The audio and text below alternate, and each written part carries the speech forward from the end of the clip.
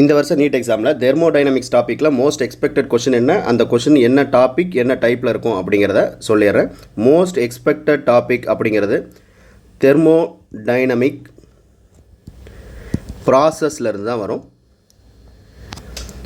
Isothermal, adiabatic, ஐசோகாரிக், isobaric இந்த 4 ப்ராசஸ்லேருந்து வரும். அந்த 4 ப்ராசஸில் என்ன டைப்பில் இருக்கும் அப்படின்னா 90% அது கிராஃபிக்கல் டைப் கொஷினாக தான் இருக்கும். கிராஃப் வச்சு கொஷின் தான்.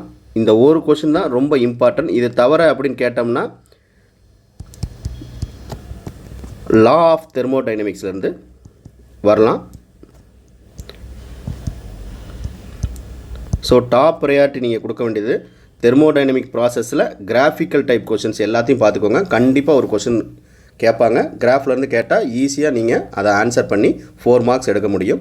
இந்த யூனிட்லேருந்து கேட்டக்கூடிய எல்லா ப்ரீவியஸ் இயர் கொஸ்டினையும் சால்வ் பண்ணி தனி வீடியோவை போட்டு அந்த லிங்க்கை இதில் டேக் பண்ணியிருக்கேன். அந்த ஒரு வீடியோ நீங்கள் பார்க்குறது மூலிமா உங்களோட 4 மார்க்கை நீங்கள் அஷ்யூர் பண்ணிக்க முடியும்.